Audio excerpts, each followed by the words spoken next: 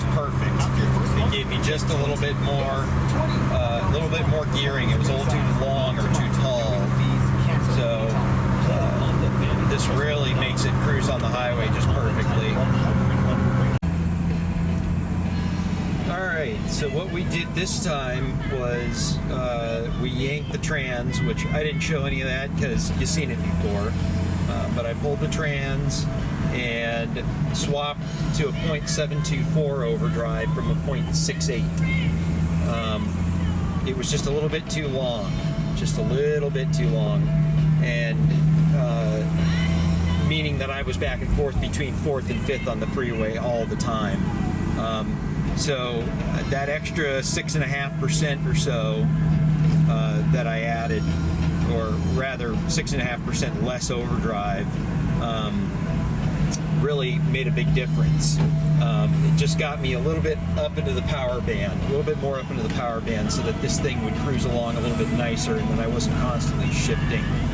So it really drove perfectly, but at the same time, it wasn't exactly where it should have been. Now, the way that works on a T5 is it depends on your first gear cluster. So we'll do a little bit of education with this because there's the 295 and the 335 first. This is a 335 first, and I wanted that lower gear. And so the 335 first, it takes a little bit different gear count for 5th, depending on if you have a 295 or a 335, because the input, when you're in 5th gear, the input shaft is going to the counter cluster, and the counter cluster is driving your your big gear on your 5th, and the big gear is driving your driven gear on your main shaft. So 4th would be direct. It goes directly from the input to the output, and in 5th you're not doing that. So hopefully I'm explaining that right. You basically have two different gear sets that are playing into your 5th gear ratio, and that's your input to your cluster, and then of course the output of the cluster which is your 5th, big gear 5th, and that goes to your driven gear 5th. A .68 is what you get when you have a 335 first. When you have a 295 first, you get a .63 because of the gear ratio that's in your input. So, I'm explaining that, and I'd have to show it if you want a visual, but that's how that works. It's because you have two sets of gears that make up your 5th, not one. Well, here she is in her current state. I guess I should refer to it as her. That's what everybody else does, right? So I think what I was babbling while I was driving probably didn't make a whole lot of sense, so I'll explain it a little bit better now that I'm not trying to drive. So we went from a .68 overdrive to a .72 overdrive. It's actually .724, and that means I went to a 25-51 gear. That means that the drive gear is 51 teeth, and the driven gear is 25. Did I say that right? That is in contrast to the 27-59 or 59-27 that I was running. It's actually 59 and then 27. Because the big gear is the drive gear. Just like on your bicycle, the big gear in front and the small gear in back, that's your high gear. Same here. So .724 is the number. That seems to work quite well at about, remember it's a percentage, so at about 75 miles an hour, that's about 175 more RPM than I was at. That's plenty to get it. It was right on the edge of its power band before. This engine, big plenum, small cubic inches, big runners. This engine makes all of its power at 2,500 RPM and up. It's a dog down below. That's why I want that 335 to 1 first. 295 is a little bit more common. A lot of people go with the 295 cluster, but the problem is the stock overdrive, I think, is .63 because of what I was explaining before. You have your main shaft and your counter shaft, okay? Because counter shaft is spinning opposite the direction, right? Because the input shaft spinning this direction, that counter shaft is spinning that direction. That's why they call it a counter shaft. There's a gear ratio between those. It's not 1-to-1. And I forget exactly what it is for the 335 first. You can look that up, though. But that combination of that gearing and the combination of your fifth gear, which is on the back side or in the tail housing, your fifth reverse, that combination gives you your overdrive. And so it depends on the first gear that you have. A 295 first is going to yield different results with your fifth gear combination. So you got to match those. And you can actually, what you do is you calculate out the ratios between the two of them, and then you divide them, or multiply them. I don't know. I have to think about it. But either way, that's how you calculate your final output ratio, which in this case is 0.724. So otherwise, the car, I've been driving, I've driven it thousands of miles now, and no issues at all. I would drive this thing anywhere, anytime. I've driven it hundreds of miles on trips now, on single trips without any issue. I've touched up a few things here and there. I had noticed for a while it was eating alternator belts every, 500 miles, 1,000 miles. It would start chewing up an alternator belt. And I got to looking at it, and it was the damper that was the problem.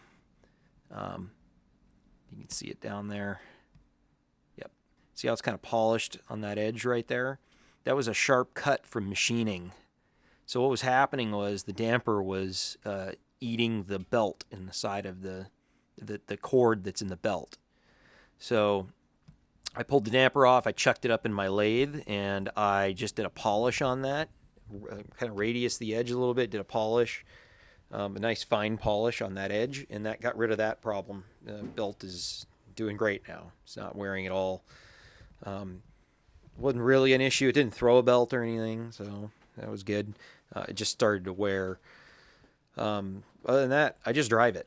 It's, with this 5-speed in it, it's just like the most drivable car ever. It makes plenty of power to get out of its own way. It'll definitely bang it out with a 289. I'll talk about the trans for a minute because I didn't cover doing the R&R on that. There it is. That's the trans, obviously. A few things that we did to it.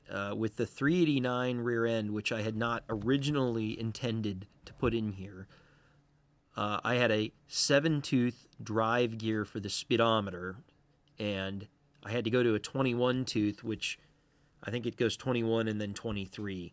And the 23 tooths don't last very long. The teeth are too small. That was the gear that I had to go to get it closest for a 389 rear end. Originally, I intended to only be a 320, so the 7-tooth drive gear would have worked. While we had the trans apart, I swapped to a 6-tooth drive gear, which now I go to a 6-tooth drive gear and a 19-tooth, much more available 19-tooth driven gear to get the speedometer dead on accurate. It was about 5 miles an hour fast. At 75, I was showing 80. That's also a percentage. You got to remember that. So it was off. The faster you go, the further off it would be. So the other thing that we discovered when I had pulled the trans out is that it was leaking a little bit between the adapter plate and the trans. So we put a little bit of sealant on the bearing cup in there. What I did was I yanked the trans, and I don't have a whole lot of time these days. Obviously, I don't put out videos very often anymore because I can't shoot them. I yanked the trans. I took it over to my buddy Steve over at SK Performance Transmission here in Sun Valley. Steve's a great guy. Go see him if you need trans work in the LA area. I yanked it out and said, Steve, we got to swap fifth gear in this thing, and I dropped it off, and he had it back to me in less than 24 hours. So, which it's not a big deal, but he did pull it all the way apart. It's not a big deal to change fifth gear, but he did pull it all the way apart, and he hot tanked it and checked it anyways, and re-shimmed everything. He said the input was a little on the loose side. He tightened it up, fixed the leak in the front counter shaft bearing cup, put a little sealant on there. So anyways, we got that all tidied up. and then I just slammed this thing back in. So it was a pretty quick deal. At the same time, while I was in here, I swapped the clutch, and the reason that I swapped the clutch was because it was too grabby. It just was very nothing, nothing, nothing, and then you'd move it just a fraction of an inch of pedal travel, and it would snag. So I called up Modern Driveline, and I ended up going with a Kevlar organic clutch, meaning the organic side of the clutch is on the flywheel side, and the Kevlar side is on the pressure plate side. So I did a little shade tree resurface on the flywheel. It's got a new pressure plate in it that's conditioned for Kevlar. Kevlar actually has to have a specific swirl finish on it because Kevlar takes a lot longer to bed in, and it's easier to screw up its break-in, but once it breaks in, it lasts amazingly well, and it's not quite as grabby. It's got a little bit softer of a catch. It's harder, I would say, in a way. So that solved that problem, and now the thing just drives beautifully.